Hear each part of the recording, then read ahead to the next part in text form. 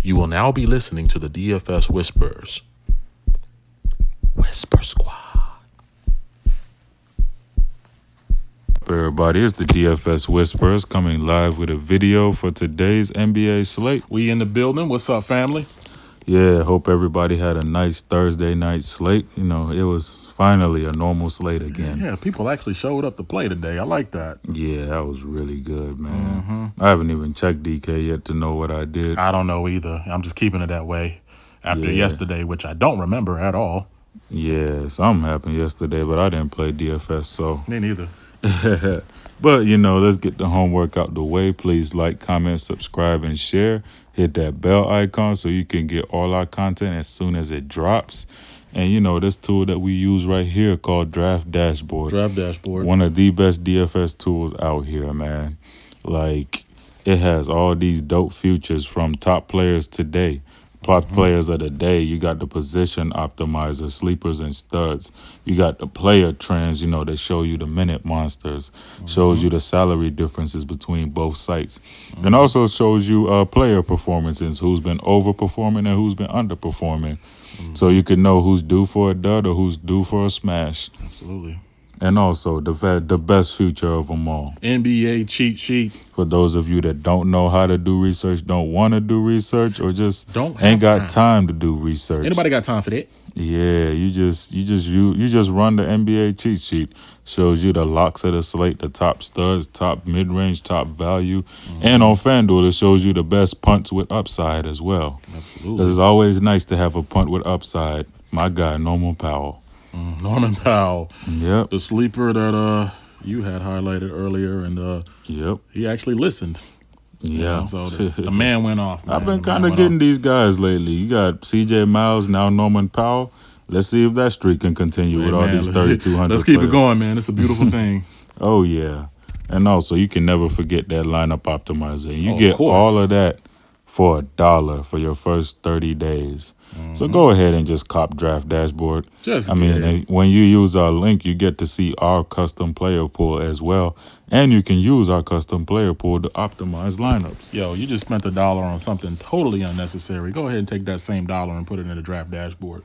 Yes, sir. So tomorrow we back to a kind of a bigger slate, a 8-game slate. Yeah. Looking nice so far. I'm liking everything that's going on, but let's go ahead and get into it. All right. So with the first pick, we're going to go with my man, slate-busting Oubre. Kelly Oubre in Phoenix against pace-up matchup against Houston. And Oubre, I would say in the first half of the season, man, I was not a fan of him because I always thought, man, this guy is so volatile. You never know. Washington Oubre. Yeah, you never know which Oubre you're going to get. But yeah, like Easy said, that was Washington Oubre. Now with Phoenix, he's kind of been a different guy. I mean, honestly, most nights this guy's looking like a potential star. Look at his last 5. He's at 27, 33, 33, 31, 54. So the guy has been way more consistent than he used to be. And they actually have him priced down today. He's at 5,900. Yeah, he was over 6K for one while there. Yeah, that's crazy. But I mean, I really love him in this paced up matchup versus Houston. I always say when people play Houston, they tend to kind of put it together points ready wise. to face the beard. Yeah, they want to face the beard, and then performance wise, they want to match him. He does have a 39% chance to hit 5 times value, and he will give you about 1 fantasy point per minute. And Kelly Oubre does get the time. 31 minutes, 32 minutes, and 29 minutes. When you watch the games, it feels like he's out there for 48 minutes. It does. He's out there, and he's not just a scorer. I mean, he does get you the threes, which he shoots at actually a nice percentage now, but he also gets you the peripherals. And in a game like this, paced up with Houston, I do look for Houston to turn the ball over quite a bit. I mean, he is the beard, but he does turn the ball over. And I look for Kelly Oubre to be a recipient of a lot of those turnovers. So look for him to rack up some steals as well. So Kelly Oubre is my first pick. Yes, sir. You got Kelly Oubre. For me, my pick is going to be the thumbnail, the process. The process. Trust the process, man. Yeah. You think you still want to get with Rihanna, or is that over with? Nah, he already got his little girl. That's right. Rihanna's just ancient history now. That was just, that's Embiid. Embiid always messing around. Look at that dash ranking 100. So. Yep, a dash ranking of 100. I mean, it's And big, that price. big man versus sack, man. Man, stop stealing my points, God. My bad. I'm sorry, man. But yep, at a 9,900, man, Embiid is basically a steal tomorrow. I mean, I know Drummond's only 8,800, but Pistons just let you down too many times, man. And I bet you everybody's still gonna run to Blake Griffin. Oh no, he's 7,700. I'm good. Yeah, I'm good on Blake. Blake ain't been the same lately. I don't know what's going on. I'm good on Blake, man. But yeah, Joel Embiid at 9,900 feels like a steal for me. 50 in both of his 50 or more in both of his 2 games back from injury. And I mean, look at his last 5 against Sac. He's only played twice. But then again, it's an Eastern and Western Conference team, so they only play twice a year, and he missed most of them. And so he had a 63 and a 49, so you know he has a floor of 49 against this team. Basically. And you know Embiid, man, he could put it together quick. He's a 1.6 fantasy point per minute guy, so that's over one and a half fantasy points per minute. He has a 69% chance of hitting 5 times value at 9,900. I just don't even need to say much about Embiid. He's just in such a smash spot, and Ben Simmons could potentially miss tomorrow. So if Ben Simmons is out, man, you just lock in Embiid. This is a game that I would love to game stack this game, to be honest. Absolutely. I mean, sub 10K player that's basically, as long as he gets the minutes and stays out of foul trouble, it's guaranteed to give you 50 or more. Oh, yeah. So that's a beautiful thing. So make sure you lock him in. But for my next pick, I'm going to have to go with old reliable. At least he's been old reliable this year. I was going to go with CJ. Let's start off with CP3. CP3 is at a $6,900 price tag. Now, this is the cheapest we've seen CP3 in a while. 96 dash ranking going into tomorrow. And I would say that CP is a solid cash game play as of right now, because really he'll get you around 35 guaranteed, when he's out there. I mean, obviously we know that CP, he's the veteran, he's the floor general. He's looking to set other people up, especially the Beard. So he's going to get the assists. He's still a theft, so he still will rack up those steals. Last 5 games, he's had 36, 32, 34, 22, and 33. And he has a 73% chance of hitting 5 times value and will get you 1.2 fantasy points per minute. So I would say if you're looking for a solid cash game play, go ahead and put CP3 on your lineup. If you want to throw him into a GPP, he can get you that 45 to 50 point game. I mean, he still has it in the tank, even though he's kind of getting up there. But he's at a $6,900 price tag, so giving you 35 to 40 points, that's exactly what you want from CP. Oh, yeah. By the way, if you used our picks from last video, then you should be happy, because my guy Buddy went for 50 like I told y'all. And, what about that basically, Uncle Drew? Drew went for 69. 69. Shout Brunson out Gronk. did his thing. Basically all the picks from the video hit 5 times value. And I got beef with DraftKings, because Siakam went up to 41. How did he get down to 37? And they did it twice. They did it twice. Like, he went up twice to 41, and then they took him back down to 37. Yeah, like they kept taking away 4 points from him. Yeah, so I had to tweet them too. I'm like, man, we're going to fix this. Better give me my 4 points back. That might mean the difference man. between 10th place and first place. Exactly, man. But, my next pick, now this game I will for sure be game stacking Washington versus Charlotte. We don't have a Vegas line for it yet, but I know it's going to be the highest game on the slate, most likely. Guy. Like, Bradley Beal is just a lock for me tomorrow, man. 9,500, he's priced down a bit. And I know it's a lot of good ways you could go to tomorrow. Like, you necessarily don't have to play him, but, I mean, this dude just always balls against Charlotte. 42, 68, 43, 37, 53. Last time he played them, he had like a 67. So, I just expect 60 or more from Beal in this spot tomorrow. That's basically what you expect. And they still have a slim chance of making the playoffs. And Charlotte also need to win that game. So basically both teams still have something to play for. Absolutely. So it's going to be a high-paced matchup, at least on let me see what the pace is for this game. Yep. You see Washington play at 102 possessions per game, and Charlotte play at 99 possessions per game, so it's gonna be a shoot around. And Kemba's buddy Cody Zeller may not play tomorrow. He's doubtful, which normally means he won't play. But we've seen many times a doubtful player play this season. I mean, I think Kemba, I'm gonna roster with or without Cody Zeller. Yeah. And another cheap guy I like you could use as a filler is Willie Hernan-Gomez tomorrow. But Bradley Beal, man, his usage is crazy.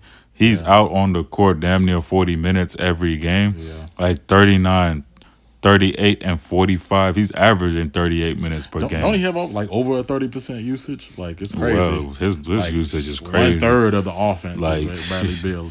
Probably even more. Yeah. I just say that man's 50% of the offense. Might as well, right? Yeah. And the other half is the rest of the team. Exactly. Dude probably might even be 60% of the offense. I don't know. He holds the ball a lot. But he got a 1.2 fantasy points per minute, 43% chance of hitting 5 times value. He's projected for a 43.43, but I could see Beal scoring anywhere from 57 up. Easily. But for my last pick, it's going to be C.J. McCollum. Now let's go to old reliable.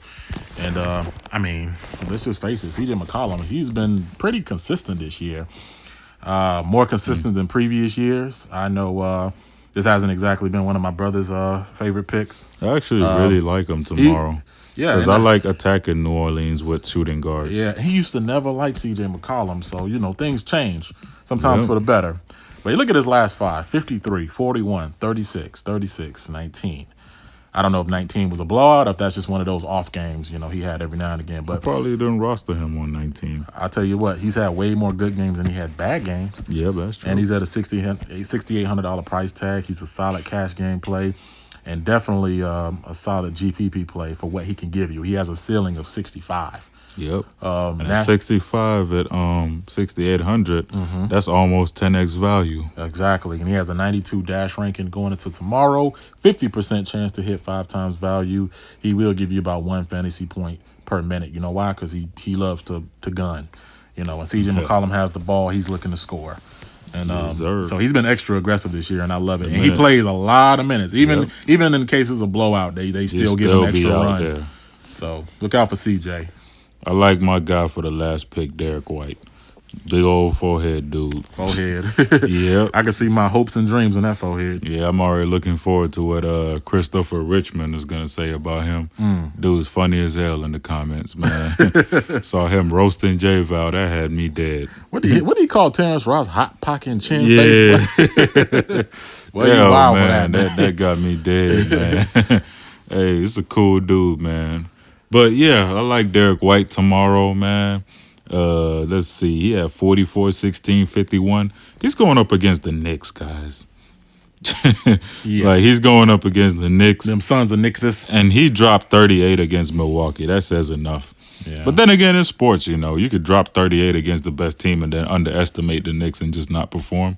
But I do not see that happening with Derek White. The last time he played a team as the same caliber but way better than the Knicks, Atlanta Hawks, he dropped a 50 against them. I could see him easily dropping anywhere from 45 to 50 against the Knicks tomorrow. He's honestly been kind of a free square for his price. Exactly. I mean, at 6,300, people may actually shy away from him thinking that it's better value on the slate. But if I get Derek White at a low ownership again, I'll be very happy to roster him against the Knicks. He will have low ownership. I mean, he's almost a point per minute guy. I say he is a point per minute guy. 26% chance of hitting 5 times value at that price. These are one of the players where I don't really even look at analytics, man. I just roster him straight up, man. I look at the minute. All that knowledge stored in there. Yeah, man. He be knowing how to count. Oh, yeah. I mean, that man has to have a high basketball IQ. Exactly. I'm just saying. Exactly, man. Plus, this guy he gets steals, and he's even had a game where he had 6 blocks. He could easily do that. And by the way, DSJ is questionable tomorrow, so that's already one body down. Right. So the Knicks is oh my God, it's gonna be terrible with the Knicks tomorrow. Even more interesting than usual. Yeah, it's gonna be terrible. I already don't like them, Knicks, but now man. it's just gonna be just I just hope we have enough news where we could just stay away from the Knicks altogether. I try to stay away from the Knicks anyway. DSJ is out. Now you got to really give Moody a nice look. You got to look at Dotson. Oh, fucking Trier, Kevin Knox. Kevin Knox, man. And then you got a side eye Fizdale because you don't know what he's gonna do with the rotation. Exactly, That's man. how it is, man. It's gonna be rough with them boys, but I really like Derek White tomorrow. The minutes have always been there as well, 32, 29, 28. You know, he's projected to do like 4.5 value for like 28, but I say he could easily get you anywhere from 45 to 50 tomorrow. And he has a floor of at least 35 against the Knicks tomorrow. And if he gets you 35, it's not like exactly, you're taking a loss per se. So, I mean, floor of 35 and get you, easy, like Easy said, he can get you 40 to 45 tomorrow. I mean, 45 to 50. 45, 50, and then you in good shape. Yes, sir. But it's a lot of good plays, man. You got Elfrid Payton, who is still kind of underpriced, if you ask me, for what he could offer. Back-to-back 50 games already. Almost had a 60 burger the last game.